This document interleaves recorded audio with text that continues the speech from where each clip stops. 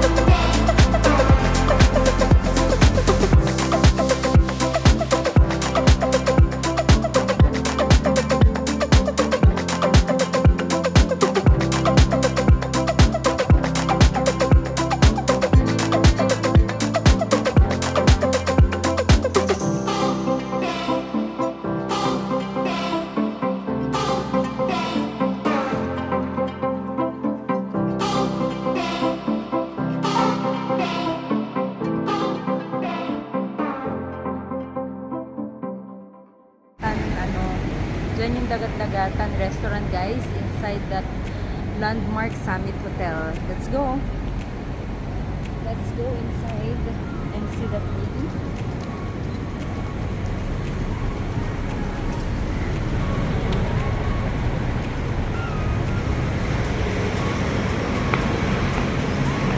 Ayan, ganda ng hotel nila. So let's check.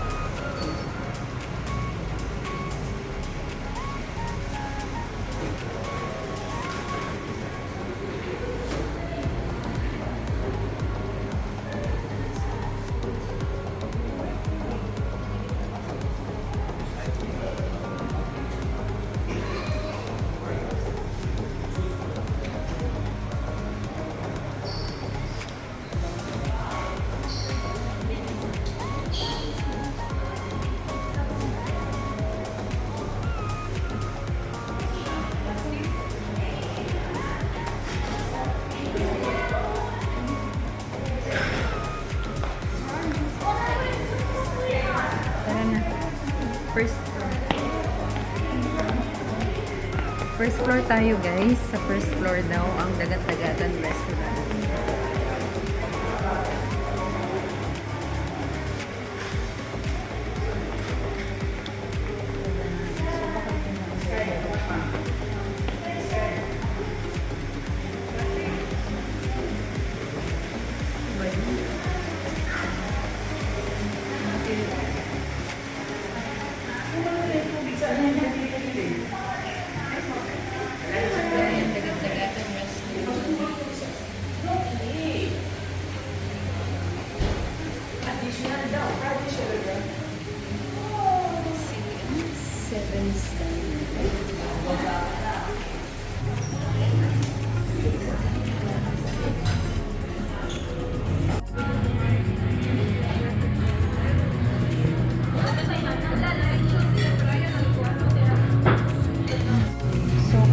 ng mga food nila guys is yan, Filipino foods. So this is chow fan, big macaroni. So meron din silang pinakbel. Ay, wala na, hindi pa nag-refill. Chicken soup. Curry. Beef caldereta.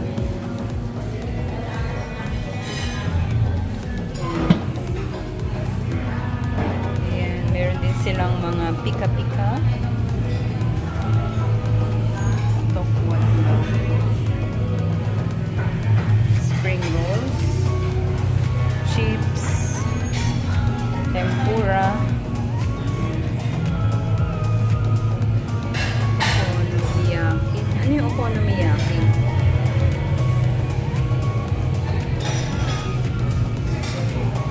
Ano yung okonomiyaki?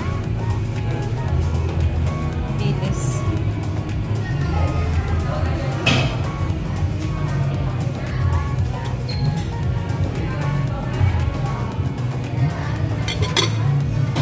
So, meron din silang mga juice. Yan. And this one is sinigang na salmon head. Tada! Yan. Chili crab.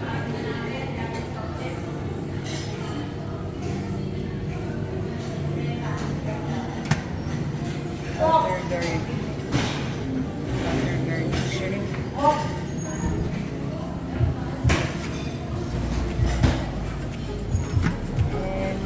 Vegetables. Actually, hindi siya steam. Para siyang fried. This one is the steam. And meron ding sausawan na laman. Ayan. Marami din silang choices, no? Meron din silang dessert and salad section. Ayan yung salad section nila. Greek salad.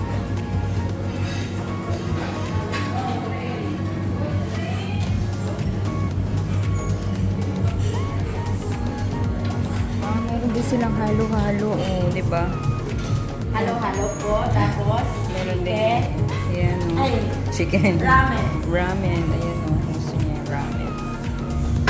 Dami din. Ayan. Sir, mag-order lang kayo dyan kay ate. Tapos may sushi din.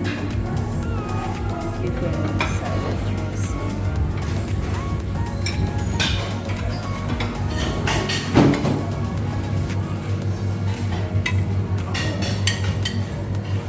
Halaya, ube halaya. Bagong ano siya, bagong lagay lang kasi kanina wala na eh, empty na. Ayan, pakbet.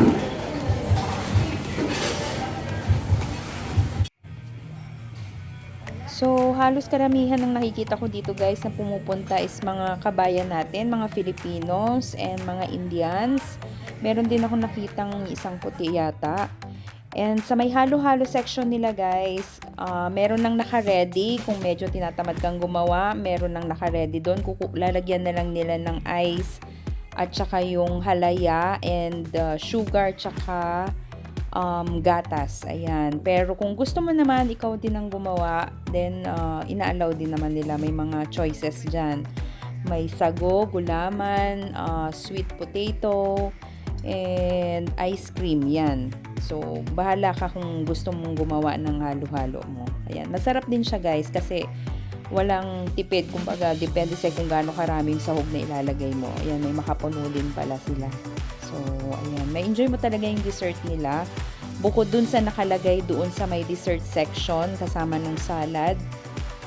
Ito yung talagang kinakain ng mga tao kasi nga, syempre, summer ngayon. So, and hindi nawawala sa mga handaan talaga or Filipino foods yung mga ganitong or Filipino dessert yung halo-halo. Ayan. So, ayan guys.